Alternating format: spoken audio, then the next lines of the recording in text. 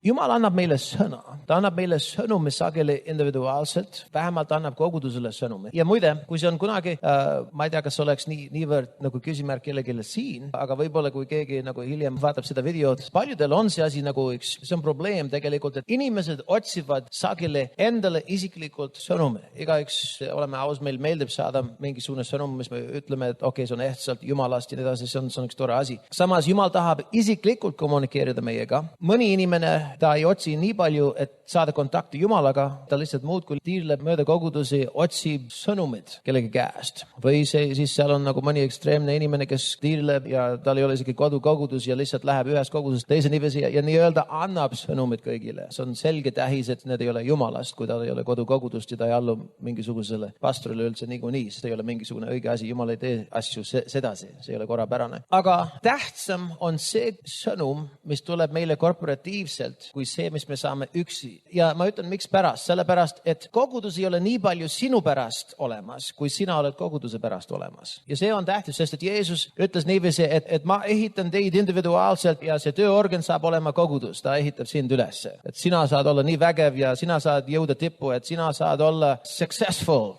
edukas. Sina saad täita oma ministri ja kogudus on nagu üks selline väike vaene tööorgan lihtsalt kuidagi viisi, et saavutada sinu isikliku agenda, saavutada seda sinu jaoks, et sa võiks lõpuks olla üks suur staar ja tähtis inimeste silmis, kõikide silmis, üks tehtud mees ministris, Jumala riigis, superstar, evangelist või superstar, prohvet või superstar, kes iganes. Nii, me teeme nalja natukene, see on võib-olla natukene liialdatud, aga mitte väga palju liialdatud. Paljudes kohtades inimestel on täpselt selline mentaliteet ja unustades niiviisi, et Jeesus ehitab kogudust ja kogudus, me oleme kõik erinevad andjade poolest ja kutsete poolest niiviisi, et me võiksime oma panus panna niiviisi, et ka ehitada kogudust. See kõige kõrgem kutse, mis meil on elus, on, et ehitada templit, nagu oli Vana Testamendi ajal, on ka Uue Testamendi ajal. Meie ülesanne on, et ehitada templit. Meie karjäär ei ole meie kõige kõrgem ja tähtsaim kutse. Kui see on sinu tähtsaim kutse, siis sa oled Jumala plaanist väljas. Sa oled eemale kaldunud või sa ei ole kunagi tabanud, mis Jumal on andnud sinule. Ja lõpptulemus aja taga, mis sa ise aja taga, see on nagu Solomon. Kõigega, mis tal oli, see on väga huvitav asi. Me puudutame isa ja poja suhet võib-olla natukene siin peatselt, aga mis on huvitav on Solomon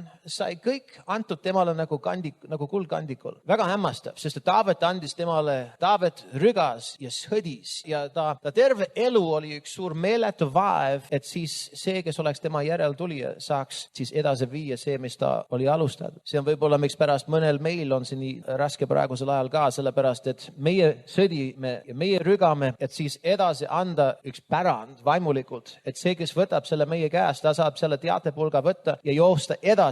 Tema algab, kus meie lagi on ja ta saab selle asja edasi viia. Ja see on väga-väga tähtis. Solomon algas väga-väga hästi ja kui Jumal ilmus temale, küsis tema käest, et mida sa tahad, et ma teen sinule. See on üks väga-väga huvitav küsimus saada. Kellele on see küsimus kunagi tulnud? Võib-olla visiooni kaudu või unenäos ei ole see tulnud. See sõna on tegelikult tulnud meile kõigile läbi Jumala sõna kirjutatuna niikuinii. Solomon vastas väga arukalt. Ta sai väga põhjalikult treenitud oma isa poolt ja tema vastas niiviisi, et ma tahan tarkust ja mitte ise selleks, et ma võiksin olla üks tark mees, tuntud, feimi sees, tähtis töötegija, hinnatud kõigi poolt, tark mees, et kui mõni mõtleb Solomoni nime peale, et ta võiks kohe samastatud olla tarkusega.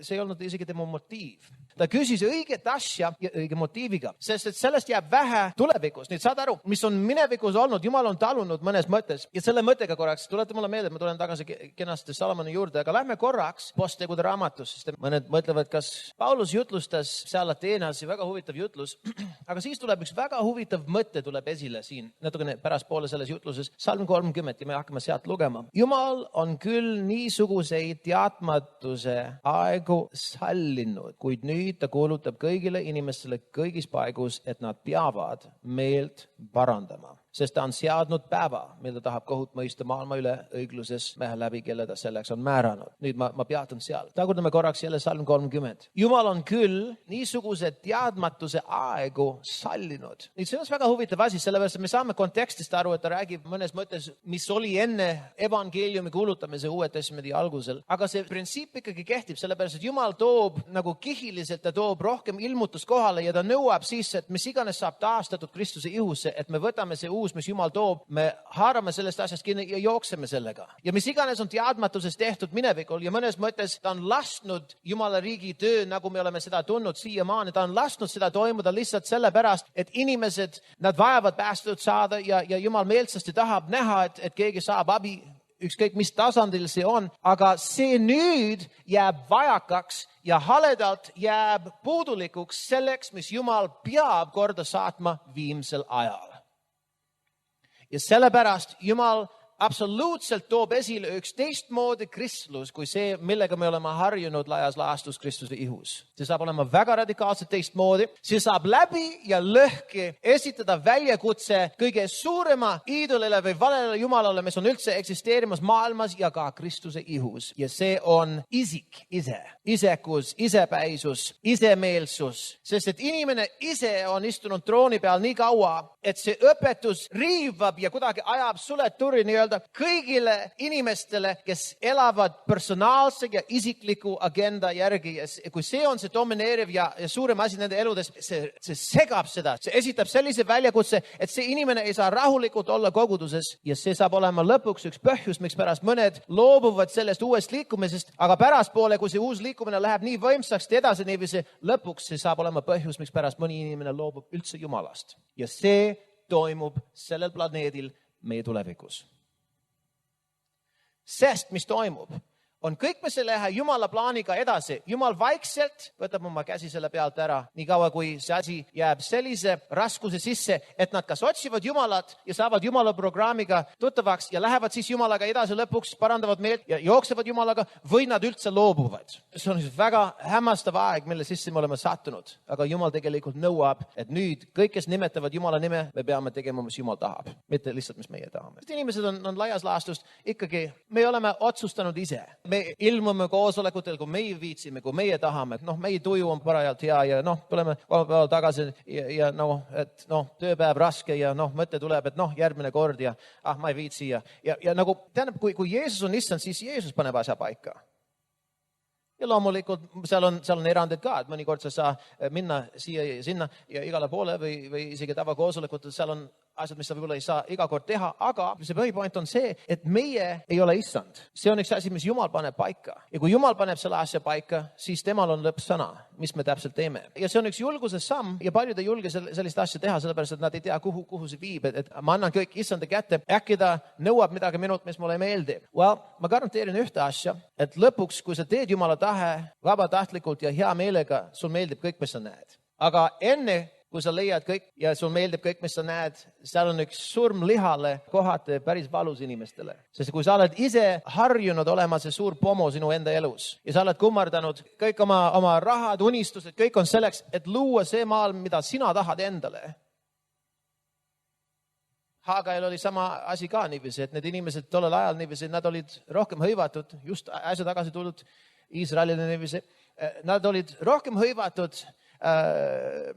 enese remondiga, kui nii võtta, ja enese nagu, et ehitada enda majad valmis, ja Jumala hoone ja Jumala koda jäi onarusse ja see jäi kuidagi nagu, see oli maha jäetud. Kui kõik tagasid või ajasid taga enda elukvaliteedi suurenemist. So see oli see terve osa, see oli see terve point seal Hagai raamatus. Ja mis see prohvet ütles selle asja kohta, aga see sama asi on ikkagi, see sama vaim on ikka eksisteerib tänapäeval. Ja me võime, pigistada silme ka, jah, me oleme tulnud raskest ajast välja niiviisi ja me peame niiviisi, kuidas ütelda eesti keeles, we're playing catch up now, me oleme just, püüame järgi jõuda nüüd, sest et me oleme nii 50 aastat olnud siin suletud maailmas nii-öelda ja nüüd me püüame järgi jääda. Ja Jumal saab isegi sellistest asjadest aru, aga sellegipoolest Jumalal on üks väga tähtis midagi läbi viia ja tal on vaja oma rahva südamed. Ja Jumal on kogu aeg selline, et kui me paneme tema asjad esikohale, ta teeb kindlaks, et meie asjad saavad hoolekannet tema poolt ka. Ta teeb kindlaks seda, see on tema tahe. Otsige te esmalt Jumala riiki ja tema õigsust ja kõik teised asjad. Ta annab teile pealegi. Ja kui kõik teised asjad kui kuidagi viisis asi ei voola nagu see kirjakoht, siis ma hakkaks inventuuri tegema mitte ainult või mitte selle kirjakoha tõe suhtes, vaid et äkki me ei otsi Jumala riiki, nagu me oleme pidanud seda kui Jumala riigi otsimiseks. See võib olla on natukene teistmoodi Jumala plaanist. Aga vaatame siin korraks. Jumal on küll niisuguse teadmatuse aega sallinud, kuid nüüd ta kuulub kõigile inimestele kõigis paigus, et nad peavad meelt parandama. Seal tulevad aegu Jumala majandussüsteemis, kus seal on see tase tõstetakse. Ja nüüd, mis vanasti kehtis, enam ei kehti. Me saame majanduslikult, me saame sellistest asjast aru, me saame seadusloome nagu arengu käigus sellistest asjast aru, et seal oli, ütleme niiviisi, seal oli teatud asjad, mis sündisid, kui Eesti oli üks noor vabariik, kus mõni asi, las olla, et see ei ole mingisugune suur asi, aga siis, kui seadus pandi paika ja siis mõni asi arenes veel, et siis, mis ennem me tegime lõdvalt, me ei saa enam teha. Olete siin? See on loomulik. Asjad arenevad. Ja Jumala majandussüsteem ei ole kuidagi teistmoodi. Seal on arengukäigud. Sellepärast, miks seal on arengukäigud, on sellepärast, et igas põlvkonnas on olnud oma jagu inimesed, kes on sõnakuulelikud olnud ja need, kes ei ole. Ja seal meie minevikul me oleme elanud läbi sellise aja keskaegades, kus seal oli nii pimedad ajad, et me tegelikult ikkagi oleme selle tee peal praegu tulles sellest kõigest välja. Mis meie arvame, et normaalne kristlus on, ei pruugi olla täpselt, mis sa näed Uues Testamendis veel. Sest kui sa vaatad objektiivselt, mis sa loed Uues Testamendis ja mõtled niiviisi, üritad kuidagi isegi enda mõttemaailmas sobitada seda kuidagi viisi su enda aju sisse kuidagi. Mõttemaailmas või sobitad selle, tähendab meie enda konteksti siin Eestis või Euroopas, sa mõtled apakene, wow, see on päris karm elu. See on päris raske, see on üks päris ekstreemne, see on päris radikaalne. Aga tead mis? See usuelu, mis Jumal on andnud meile, see elu, et meil on leping elava Jumalaga, see ei ole kunagi määratud olema üks asi, mis on selle pöörase abielu rikkumise põlvkonna ja sees nagu edetabelis kõrge. Saad aru? Jeesus ütles, et kui nad ütlevad ainult head teist selles põlvkonnas, sellises abielu rikkujas põlvkonnast ja pimedas põlvkonnas, siis häda teile, sest et nõnda nad on kohelnud valed prohvetid enne teid. Mõni ütleb, ma ei tea, ma nagu, see mees on nagu liiga kontroversiaalne. Tead mis? Me ei ole jõudnud veel olla kontroversiaalsed, nagu me saame olema kontroversiaalsed. Ma ütlen päris ausalt. Me oleme liiga vaikselt lihtsalt oma ette olnud, ehitanud oma maja siin ja mis iganes niiviisi, aga see tuleb üks aeg, kus me oleme raskelt armastatud või raskelt vihatud Eesti Vabariigis. Ma ennustan kohe, ütlen kohe ette. Ja kui sulle ei meeldi see, seal ei ole midagi teha. Kas jooksed Jumalaga ja kannatad Kristuse liiki kannatusi, või loobud ja lähed põrgu. Pole midagi vahet. Vahepealselt, nagu mis inimene võib, ja see on see hämmastav asi. Sellepärast läbi paljude raskuste me astume taevariiki, sellepärast, et igas põlvkonnas, saad aru, see oleks palju raskem olnud, kui me oleksime tol ajal Rooma impeeriumis, sest et siis mõnes kontekstis, kui sa oleks võtnud Jeesust vastu, sinu pea oleks esmaspäeva hommikul paku peal. Mõnes riigis tänagi on sinna asi sedasi. Kui palju infokaardi oleks täidetud pühapäeva hommikul, kui esmaspäeva hommikul, iga üks nendest infokaardidest oleks mingisuguse ülema käes ja see inimene oleks maha lastud. See ei ole väga radikaalne. Aga need on reaalsed küsimused, mis inimesed peavad täna. Meie istume siin mugavas kohas praegu, aga reaalses elus täna aasta 2008, juulikuu, seal on mitmed kohad planeedi peal, kus inimene peab kaaluma just täpselt need küsimused, et kas ma saan päästetud või mitte. Ja need riike ei ole ainult 1 või 2, need on rohkem. Rooma imperiumis oli selline asi. Miks ma räägin niiviisi, et tunda natukene halvasti? Natukene. Tead mis pärast? Sellepärast, et meie võime olla nii uinutatud magama selle süsteemi sees, kus me elame, ma räägin lihtsalt Eestist nüüd, ma räägin lihtsalt see läänemaailm ja see kultuur, mis asub läänemaailmas. See on nii hüperindividualistlik, igaüks vaatab, mis tal on hea, mis on tulus temale ja isegi kui sa pead murdma lepingud, astuma oma naise kaela peale, põhiasi on, et sa saad, mis sa tahad saada. Ja siis ikka leiad 3., 4. armuke ja nagu, vaata, inimesed, see on üks lepingurikkuja tõug, nagu piibel väljendaks seda asja niiviisi. See on üks põlvkond, nad ei saa aru väärtussüsteemidest, nii nagu Jumal on nad paika pandud. Sellepärast isegi, kui see räägib antikristusest lõpuaegadel. Ja muide, Johannes ütles niiviisi, et see antikristuse vaim on juba tegutsemas maailmas.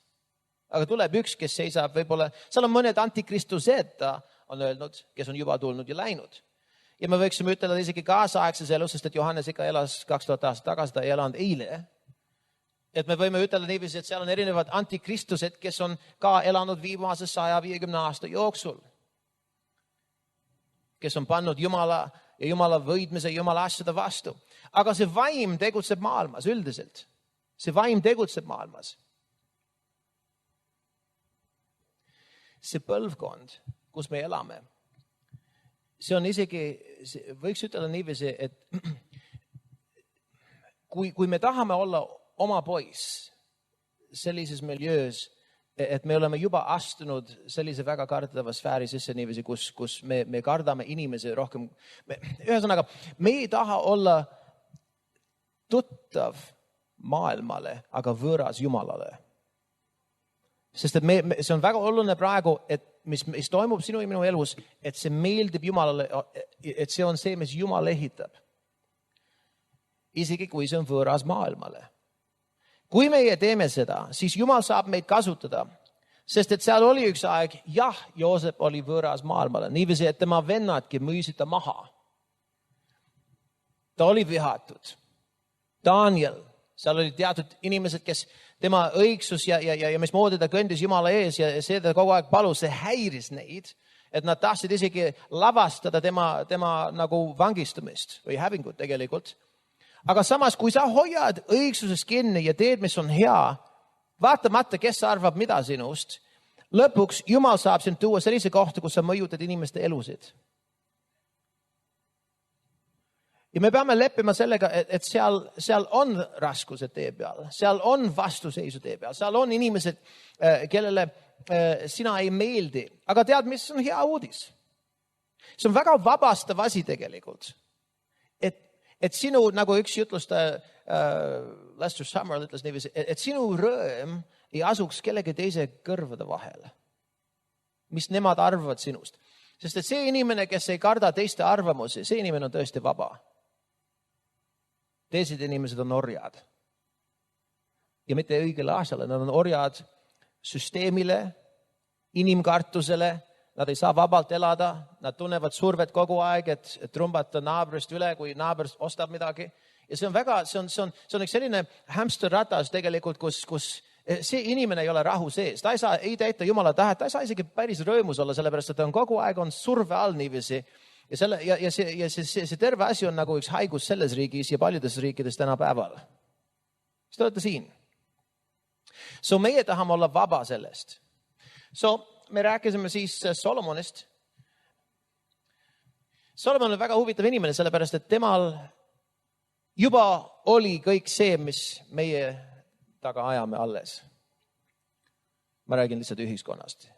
Kõik, mis ühiskond ajab taga, temal oli seda ja oli seda nii küllalt, et täitsa nagu siiamaani, eks ole.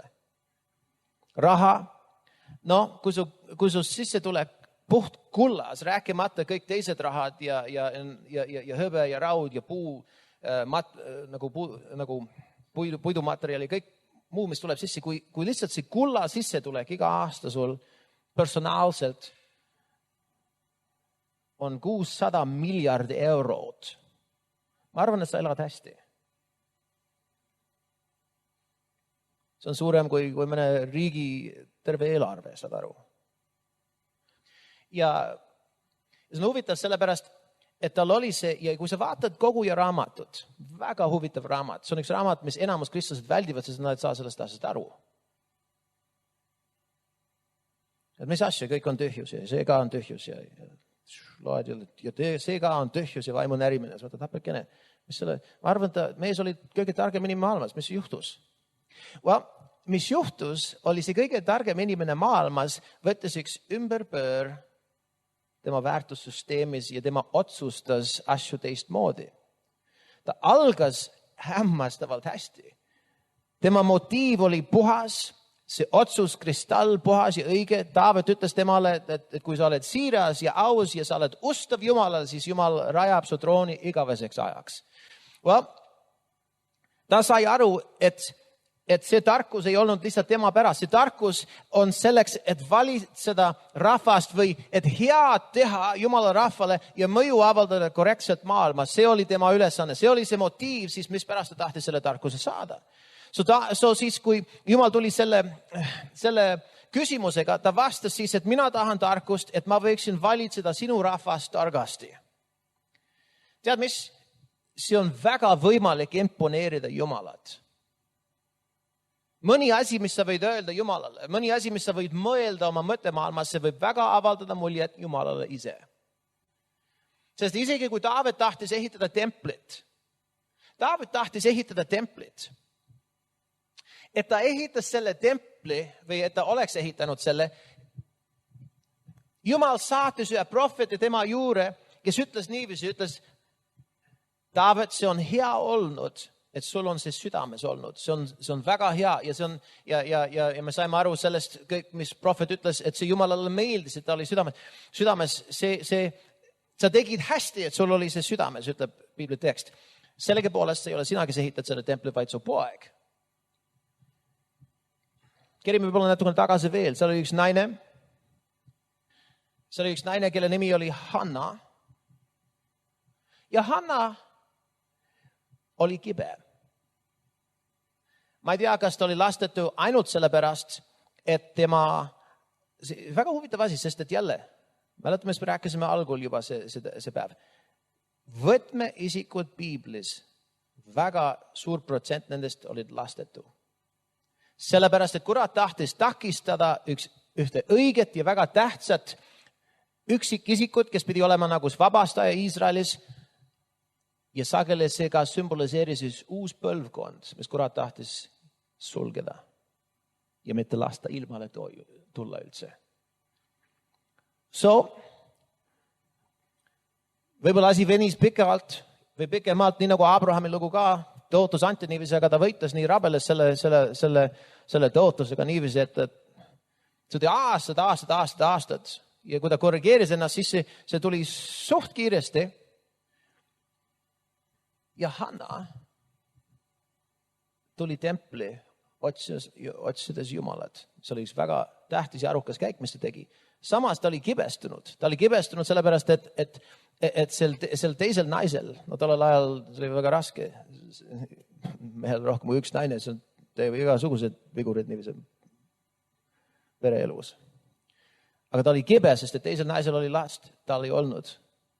Ja tuli templisse niiviisi nagu, et kas ma nii mäda, et ma nõuan, ma vajan last, parem surre, kui ma ei saa siis. Ja ta oli nii tõsi taga, ta oli meeleheitlikkuse tase, see desperaatsuse tase, see veendumus, et midagi peab muutma, see oli nii kõrgel, et ta läks sinna, et kas saan nüüd või suren. Ja tead, mis toimus? Mõtle korraks. Kas sa oled kunagi mõelnud selle asja peale niiviisi, et see oli see meeleheitlikkus, mis oli selles naises. Kas sa oled kunagi pannud see fakt kokku selle mõttega niiviisi, et mis toimus, kui see poeg üldse tuli temal lõpuks, poeg tuli, ta andis tema Jumalale. Kuidas? Miks? Mis võiks toimuda selle naise sees, et ta võiks lihtsalt sellest kohast tulla sellise kohta, kus nüüd ta annab selle poja, pühendab üldse, annab ta ära Jumalale. Ta kasvab üles templis. Midagi toimus selles naises. Ma mäletan, kas oli Tondi Bakari või Pastor Jonathan üks nagu rääkis ka ühel ajal niiviisi, kus ta nägi see vajadus templis oli suurem kui ta enda vajadus. Mingi asi igatahes toimus. Nii ta tegi selle pühenduse. Ja kui ta tegi selle pühenduse, Jumal andis talle selle poja ja siis mitmed veel. Mõni asi, mis sa võid otsustada või sa võid pühendada, see avaldab muljet Jumalale.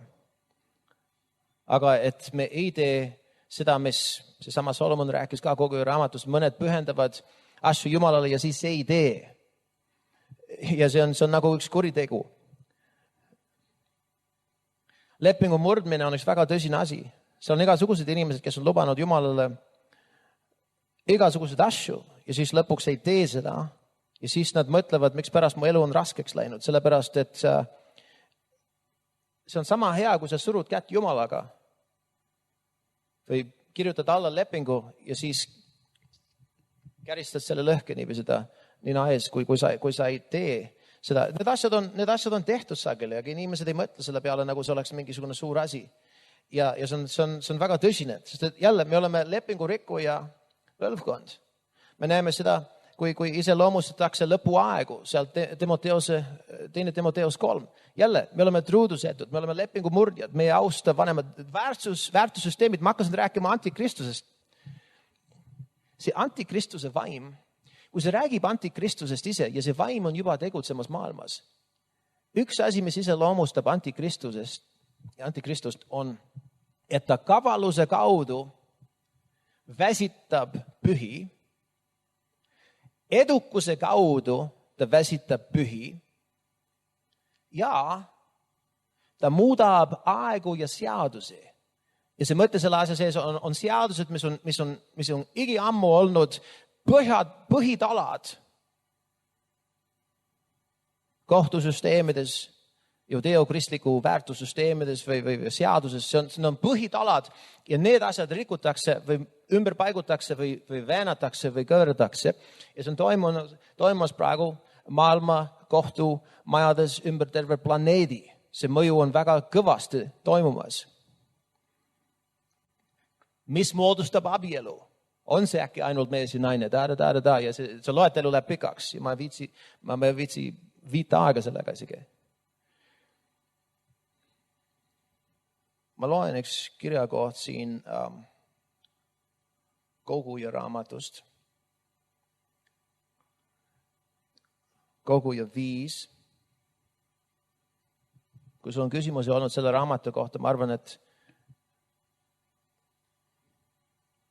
järgmise 15 minuti jooksul võib-olla saame mõni asi väga oluliselt vastatud või selgitatud. See algab niiviisi 5. peatükk. Ära ole kärme suuga ja sa süda ärgu tõttaku sõna lausuma Jumala ees. Sest Jumal on taevas ja sina oled maa peal. Seepärast olgu see sõnu pisut. Nüüd jälle, ta kirjutab selle, kui üks inimene, kes on ära langenud natukene, aga seal on hästi palju tarkust, sellegi poolest tuleb välja lihtsalt see lõpptulemus ja resultaat, mille juurde ta jõuab, ei pruugi olla väga ülesehitav, sellepärast, et kõik need tõed lõpuks on meelehärmiks temale.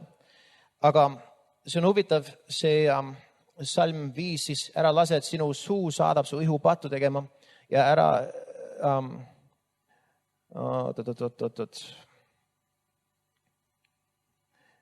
ma võib-olla lugesin natukene valest osast siin, aga pole hullu. Igatahes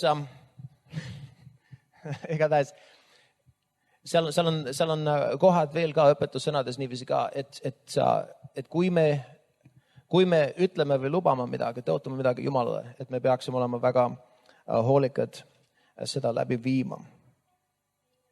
Mis ta on nüüd? Salm 3. Okay, kui sa annad Jumala tõotuse, siis ära viivita seda täitmist, sest albid ei ole temale meele pärast. Täida, mida tõotad. Kena.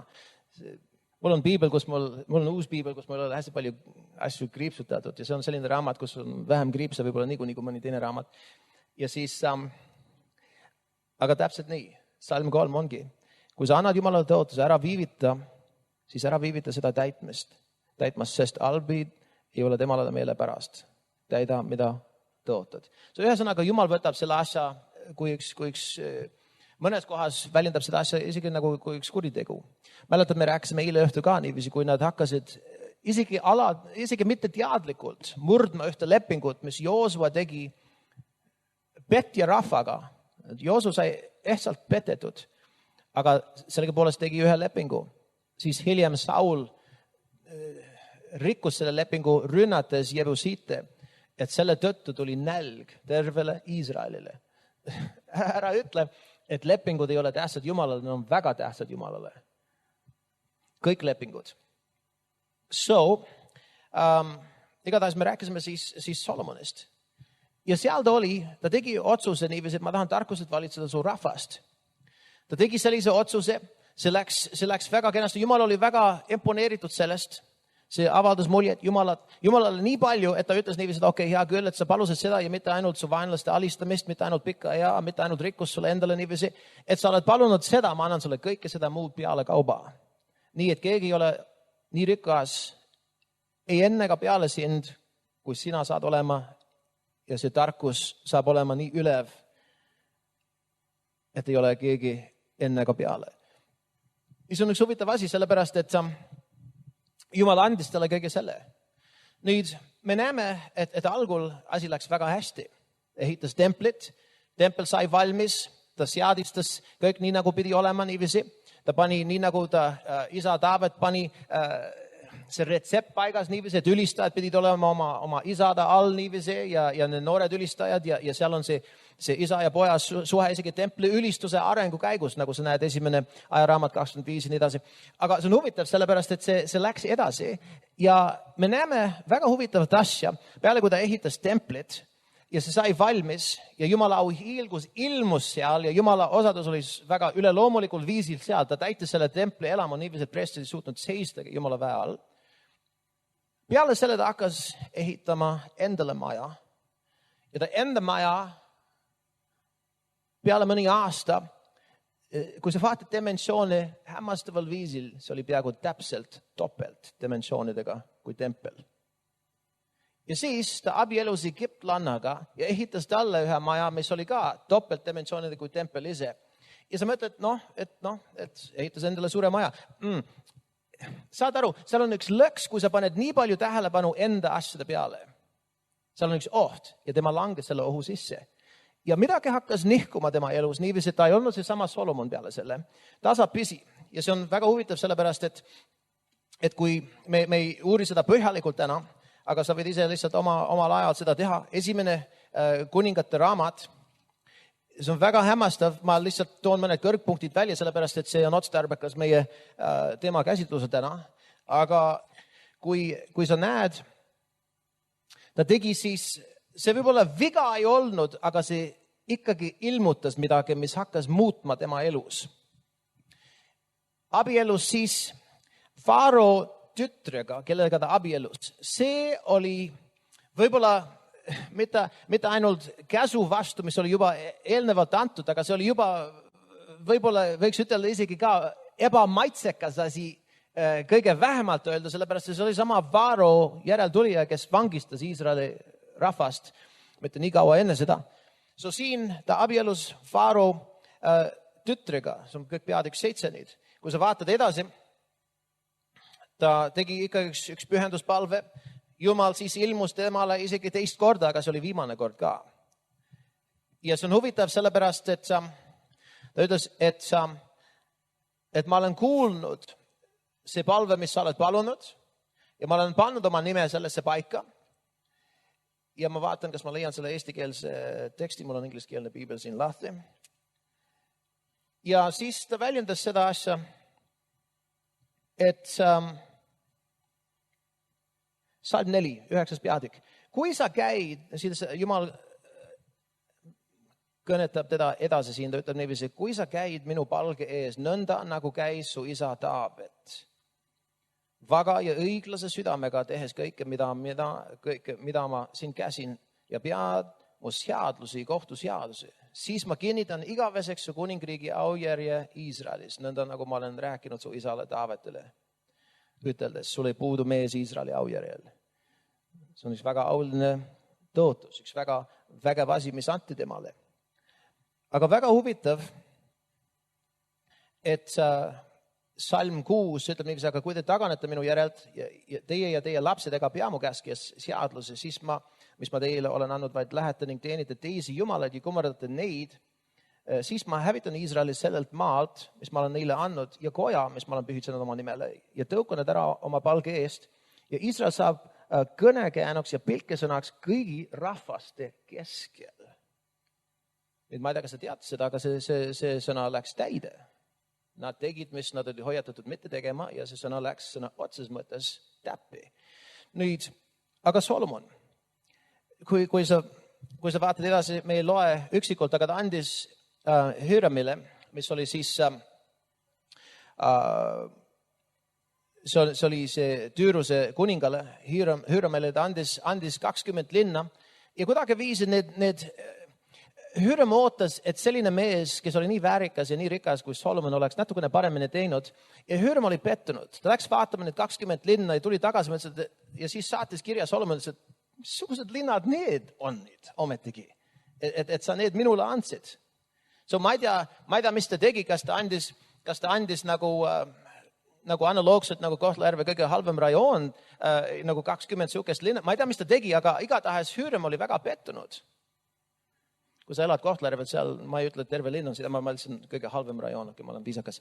So, saad aru, igatahes seal on midagi, mis oli pettuseks temale ja Solomon siis kuidagi viisi, kas koonerdas selle Anniga juba ja mis moodi, sest et see mees, kellele ta andis, oli üks väga võtmeisik, ta varustas kõik templi materjal, kõik see laudismaterjal ja puumaterjal ta andis kogunisti.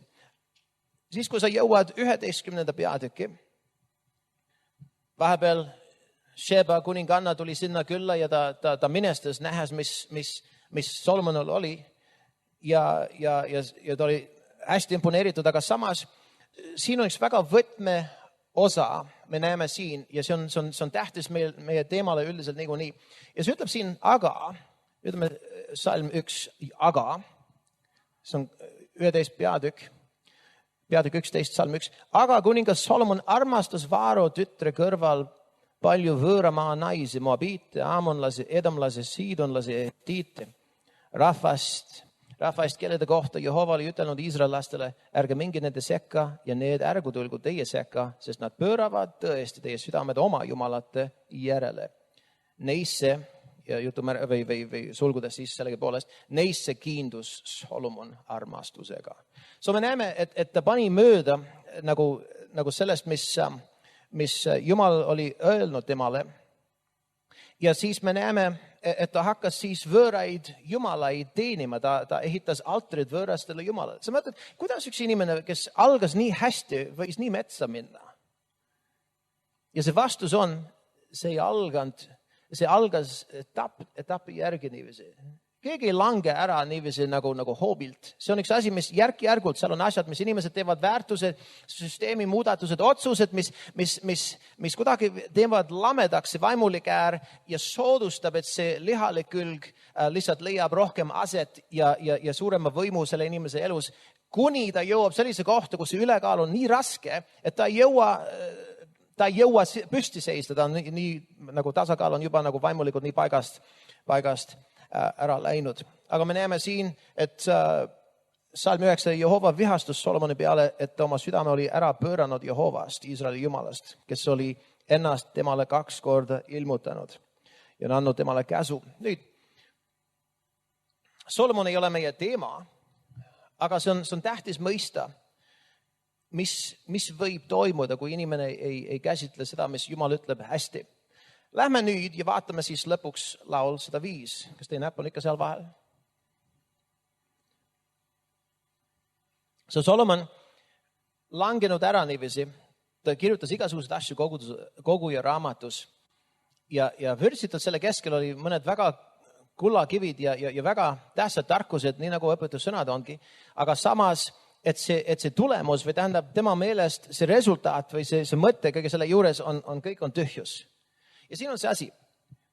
Meie ühiskonnas sageli me tagame või ajame taga, tähendab, me ajame taga rikkust ja et meil oleks ilus elamine, et meil on see ja on teist, on see ilus kõik. Sõjavankrid tolleaegse autod, tal oli neid nii palju, et sa võiks garaažid kõik, iga garaaž Paides täita erineva sõiduvahendiga, tal oli kõik olemas. Tal oli majad, tal oli kulla sissetulik. Ja ta ütles isegi seal, ta ütles, et kõik, mis ma nägin, ma ei keelanud endale. Ma tegin eksperimente, et vaadata, kuidas võib nautida elu.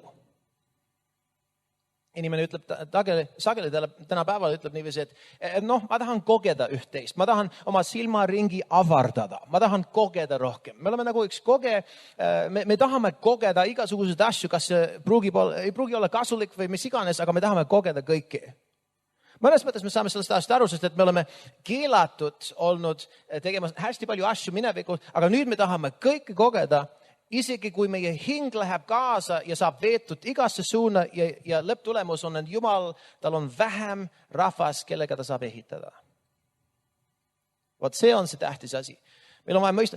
Solomon, ta ütles, et ma ei keelanud endale ühtki magus asi, mis ma tahtsin. Ühtki asja. Kui mul oli tahe osta midagi, ma ostsin. Keegi ei ole isegi nii kaugele läinud omadega. Aga lihtsalt üks näide siin korraks. Ma ei loe seda kõik eesti keeles, ma ei hakka neid kõik otsima niiviisi. Aga ta alustas erinevaid projekte, ehitas maju endale, istutas viinamägesid, istutas siis suured lilleaedased ja parke ja istutas igasugused nagu puuvilja, puid nendes, ehitas suured nagu jõe ja veesüsteemid, irrigatsiooni nagu süsteemid, et vett tuua siis igasse nagu kohta, kus ta istutas midagi. Tal oli rohkem loomi kui kellelgi muul, rohkem hõbet ja kulda kui kõik teised rahvused ümberringi. Ja siis ta hankis mehi, lauljaid ja siis üks selline haarem ka. Ja kõik selle juurde. Ja ta ütles, et see on teine peatükk ja Salm 10, et ta ei keelanud endal midagi, mis ta himustas või tahtis. Ta ei keelanud enda südamele mingi mõnus asi või tore asi või nauding. Ja siis see ütles niiviisi, sellegi kui ta hakkas inventuuri tegema, kui ma vaatasin kõik, mis mu käed oli tehtud, nüüd ta võib isegi kaasa lugeda, aga see on teine peatükk, Salm 11 nüüd. Kui ta vaatas, mis ta käed olid siis tehtud ja mis ma olen siis rabelenud, et saavutada, kõik oli tühjus. Et nagu tulde nagu järgi lihtsalt nagu jooksmine ja midagi ei ole saavutatud taeva all. Ja sa mõtled niiviisi, kui sa vaatad hiljem, see loetelu läheb edasi. Ta räägib igasuguste asju, mis ta tegi ja kirjutas ja uuris ja laulis ja luges ja tegi kõik. Kõik, mis on võimalik maa peal teha ja taeva all teha, ta tegi. Ja üritas nautida seda, tähenduse leidu sellele. Aga tead, mis? Läbi selle terve raamatu on kirjutatud üks laul, kõik on tühjus ja kõik on tühjus maa peal. Nüüd, on need asjad iseenesest kõik nii tühjad? Ei. Nad on naudingud antud Jumala poolest. Jumala poolt, et meil on erinevad asjad, mis meil on. Aga temal see muutus tühjuseks sellepärast, et kõige selle rikkusega, mis tal oli, ta kaotas oma eesmärk. Kui sul on nii palju rikkust ja sa kaotad oma eesmärgi, siis sa ei ole rikas enam. Sa oled segaduses varsti omadega. Ja see on, kus isegi mõned kristlased, nad lähevad tööle ja nad hangivad, rabelevad, aga eesmärk ei ole, et ehitada kuningriiki enam. Eesmärk on lihtsalt, kuidas nad võivad saavutada seda teist ja siis elu läheb väga raskeks, sest et eesmärk on kadunud. Kui eesmärk on paigas, see juhib sind ja see, mis on, nagu me rääkisime eile õhtul ka, seal on üks võidmine, mis Jumal tahab lausa anda taevast, samamoodi kui ütles ta võidmine, ta tahab anda sulle üks võidmine, et toota raha, et teenida, et saada, et Jumala riik võiks laiendada. 5. Moosese raamat, 8. peatükk, Salm 13, umbes niiviisi, ütleb niiviisi, et Jumal kinnitab oma lepingut selle kaudu, et ta annab sulle see võime, et teenida, et ratifitseerida või kinnitada oma leping sinuga. Uue testamendi kontekstis, et me võiksime ehitada templit.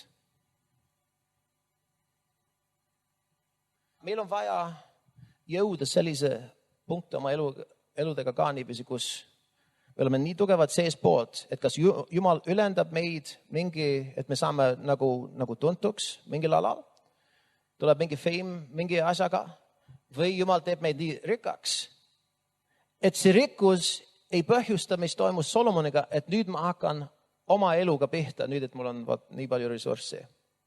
Ja ta jättis Jumala elu, hakkas enda eluga ja kõik läks liivale. Elu tähendus kadus ära ja lõpuks ta oli depresseeritud mees. Ja tead, mis veel? Ta kaotas oma pojad ja ta kaotas oma terve kuningriik. Iisrael läks pooleks Solomoni isekuse kaudu ja isekuse tõttu. Iisrael läks pooleks niiviisi, et üks inimene, kes ta muutus pimedaks oma vanuses niiviisi ka, sest see vaimulik taip kuidagi läks häguseks. Ja ta pani üks mees, Jeroboam, tema alla. Üks väga ustav, paistes ütleme nagu äri inimesed oleks, vaat see, just tema, too siia, pane ta tähtsa positsiooni, sellepärast ta on andekas, ta on väga hea oma töös. Ja ta tegi seda, ilma et tal oleks taipu ega juhtimist Jumala poolt.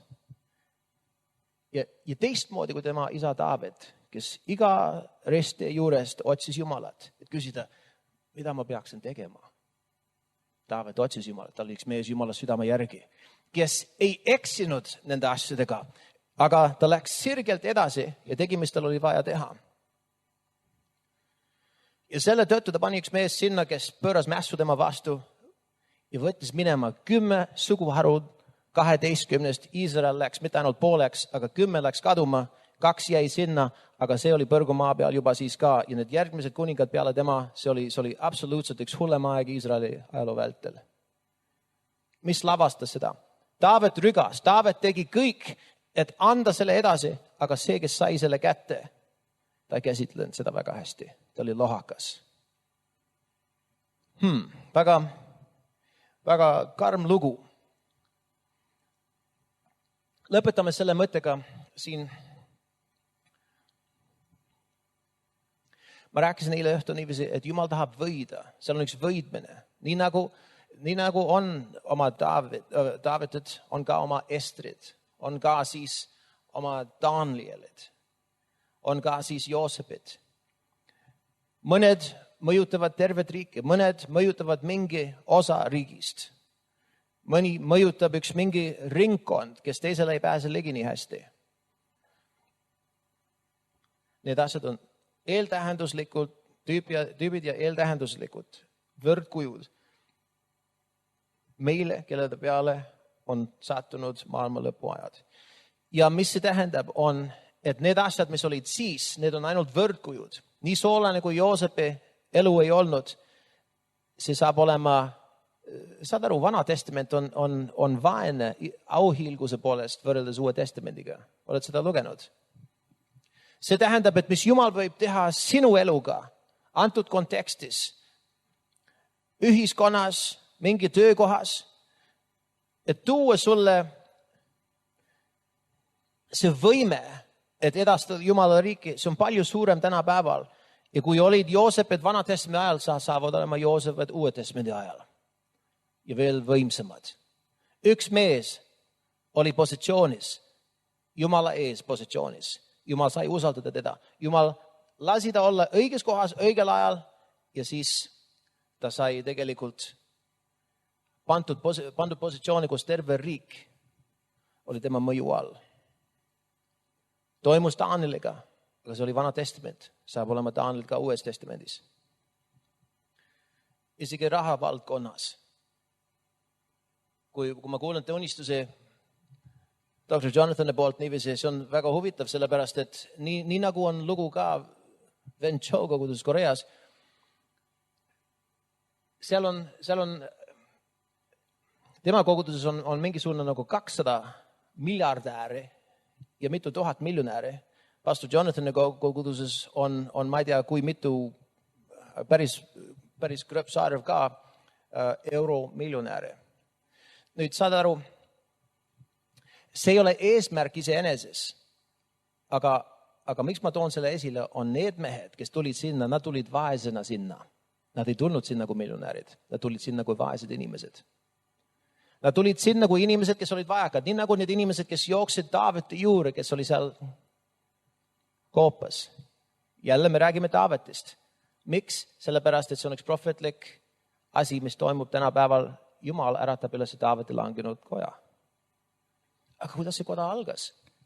Inimesed tulid sinna, otsisid Taavetit välja Mitte, et ta oli nii hiilgav ja suursugune ja vägev ja oleks tal mingi palee või raha või midagi pakkuda neile. Ta oli põgenik, sellepärast tal oli ainult üks asi ja see üks asi oli piisav kõigeks asjadeks. Tal oli Jumala sõna, mis ütles, et ta saab olema, kes ta saab olema.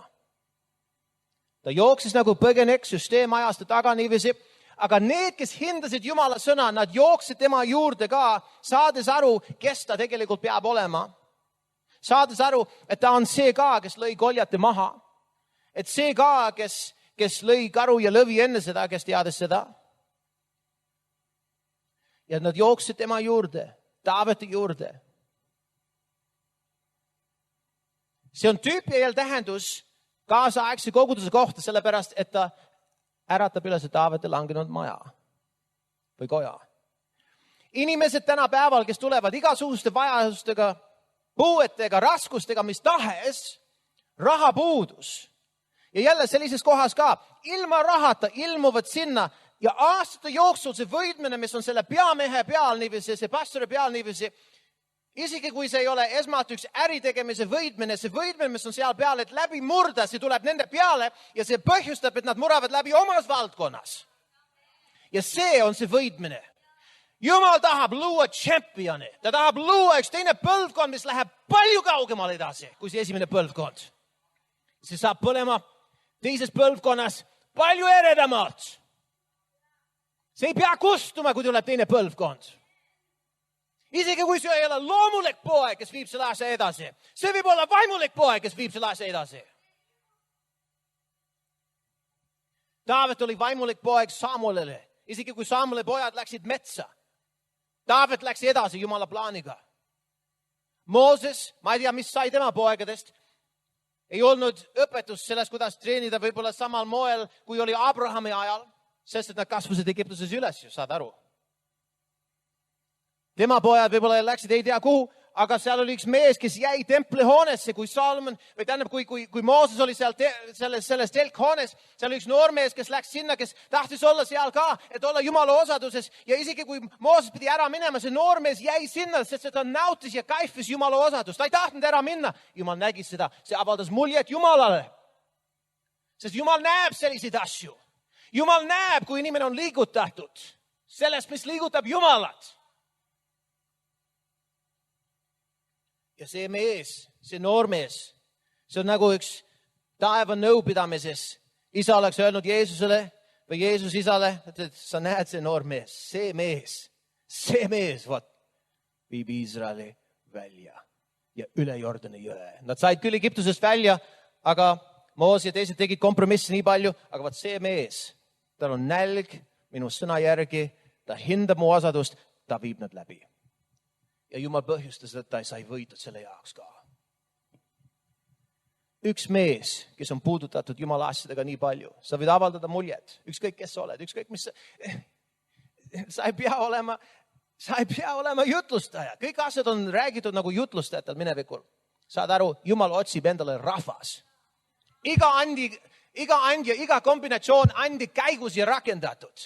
Et kui üks armee me tõuseme, kui üks pere me oleme ühendatud, lepinguliselt ühendatud. Et kui üks kannatab, me kõik kannatame. See on meie asi. Ja sellepärast Jeesus sai ütelda, kui midagi juhtub su vennale, see on nagu see, või kui sa teed midagi mu vennale, sa teed seda otse kui minule, sellepärast et see on, kuidas Jeesus võtab selle asja.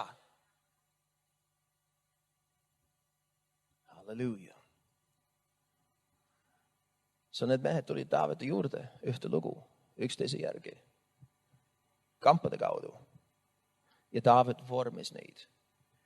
Lõpuks need mehed tulid, Piibel ütleb, 1. Saamul 22, nad tulid võlgades, kes kitsas käes mingi teise asja pärast,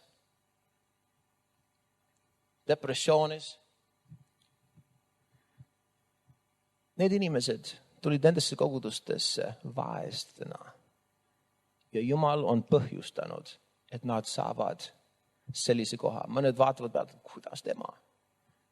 Ei ole seletus, sellepärast, et see ei tulnud lihtsalt mingisugune nupp äkil, see on lihtsalt üks võidmine, kuidagi viisi asjad hakkasid veerema. Inimene leidis endas õigel õigel kohal, õigel ajal tegemas ja inimene, kes usub Jumala sõna, kes tunnistab õiget asja. Sa ei saa Jumala pärandi kätte, kui sa tunnistad valet asja. Kui sa ütled, ma ei suuda, ma ei saa. Või kuidas Jumal suudab seda teha. See ei toimu niiviisi. Isegi Jumal ütles niiviisi, 5. Moose raamat 7.17. Kui sa ei usud, ma võin need rahvad välja ajada, kuidas ma saan siis? See võtab usku sellesse, mis Jumala sõna ütleb ja siis see käivitub. Siis Jumala valitsus mõjutab. Taavete brigaad, legendaarsed. Need samad mehed, kes tulid sellisest taustast välja. Peensuseni Taavete süda sai nii üle kantud neile, et nad juba tahtsid lõvidega kakelda lihtsalt spordi pärast. Taavet lõi selle häda pärast vaja, nad tegid sporti sellega. Jäi see auku, hüppad niiviisi siledate nahksaabastega niiviisi ja hakkad lõviga või nagu sõdima seal nagu, või nagu sõda maadlema seal. Lõvil on naastrehvid. Kui sa võitled lõviga sedasi, spordi pärast hüppas sisse, lõida maha. Ei ütlenud isegi, et tahtsid lõvipurgurit süüa õhtul. Ei ütlenud, et see on söögiks või midagi, lihtsalt spordi pärast. Nad olid võitlejad. Üks lõi üks hiiglane kiplane maha, võttis ta odada käest ja tappis selle sama odaga niiviisi. Kõige pisem neist sai 100 hakkama. Kõige tugevam nendest 1000 hakkama. Sa mõtled, what do you call that? Mis sa kutsud sellist asja? Inimesed on imponeeritud Jackie Chan, lööb 12 inimest laua alla nagu mingis filmis ja wow, see on suur asi. Mis see on? Ta oleks veel Taavete lasteaias. Sest see ei ole inimlik jõud. See on Jumala võidmine, nagu Simpsonil oligi. Mis sain nendest meestest? Nad said legendaarseteks. Ja nad ütlesid niiviisi, et Taavet, me oleme teiega, me oleme sinuga, et viia läbi see sõnum, mis Iisraelile on antud läbi sinu. Taavet, me oleme sinuga. Me võitleme, me toome esile see sõna. Kui me räägime Taavete koja taastamisest, me räägime ühest armeest, mis on nii lojaalne. See lepingune lojaalsus saab olema nii legendaarne. Me oleme nii üksteise eest ja poolt. Mitte ees ja vastu, vaid eest ja poolt. Me seisame üksteise eest. Me õpime seda teha, aga see algab sellega, et meil on tahe, et seda ma tahangi. Ja siis Jumal saab selle töö, ta saab kujundada meie südant, et see, mis me räägime täna, see saab reaalseks. Nagu pastor Jonathan ütleb niiviisi, et see, mis me räägime seemne vormis, varsti saab olema üks suur õunapuu väljak. Saad aru? See on suur viljapuu väljak. See saab olema ehtsalt, reaalselt, kus me elame. Ja arvad, et riik ei pane tähele? Kui nad ei pane imedest, ja inimesed, kes saavad silmapilkselt terveks või surnust üles äratatud, siis nad panevad tähele ja Jeesus tegelikult ütles niiviisi, nad tunnevad teid. Nad tunnevad, et te olete minu omad selle armastuse kaudu, mis teil on üksteise kohta. See ühendus. Mitte üks oikumeeniline ühendus, kus me armastame see, kes vihkab Jumala vaimu ja Jumala sõnad. Jumal ei ole selle asja sees, ei ole mingi vaimuühendus. See on saatanlik. Et me paneme oma standardid maha lihtsalt, et inimlikult olla semud. Inimestega, kellel on sama väärtussüsteem kui kurat, mis puudutab Jumala vaimu ja sõna. Teemonlik, lausa teemonlik. Aga Jumal äratab üles ühte armee, kes on ühendatud tõesti Jumala plaanide ja eesmärkidega. Need mehed olid nii eneseohverdavad. Ja nagu sageli oleme rääkinud niiviisi, kui need kangelased, Taavete kangelased, legendaarsed kangelased. Sest kes need kangelased on? Need on eeltähenduslikult sina ja mina. Kas sa said sellest aru, mis ma just ütlesin? Need, kes said nii suure sõjaga hakkama, need, kes olid, Taavet oli kõige võimsam armee, keegi ei suutnud neid vallutada. Nad lõid kõik, kes tulid enda vastu. Ja tema kangelased olid sellised sellised võitlejad ja kangelased, nad olidki tüübid, võrdkujud, eeltähenduslikud sinust ja minust. Kas te kuulsite? Vaatama naabri poole, ütle niiviisi, et sina oled how would you say this in Estonian? You're a champion in the making, in the progress. Kuidas ütelda seda? Jaanus, aita mind korraks. Okei, vaatama naabri poole, ütle niiviisi, sa oled kangelane, keda vormitakse. Champion, keda luuakse. Halleluuja. Kui Taavete kangelased oleksid nagu kaasaegsed, karismaatilised koguduse liikmed, niipea kui nad oleksid saanud oma võlgadest välja, oleks saanud natukene rohkem raha ja feimi, nad oleks teinud üks kahest asjast, nad oleksid alustanud oma ministri, alustanud oma koguduse mingi töö seal kuskil kaugel ja või oleks kolinud mingisuguse villas Hispaanias. Saad aru? Sest et nüüd on raha, on vahendid, on rahulik, on kõik on hea ja nüüd mis mõttega nagu edasi panna, küllap Iisraeli plaanid, aga nad saavad hakkama selle asjaga, aga ma panen plehku. Tead mis? Kui nad oleksid suhtunud isepäiselt või isekalt, Jumala plaanid Iisraeli kohta sellel ajal oleks täielikult varisenud kokku, oleks langenud. Taavet ei ole suutnud seda ise teha.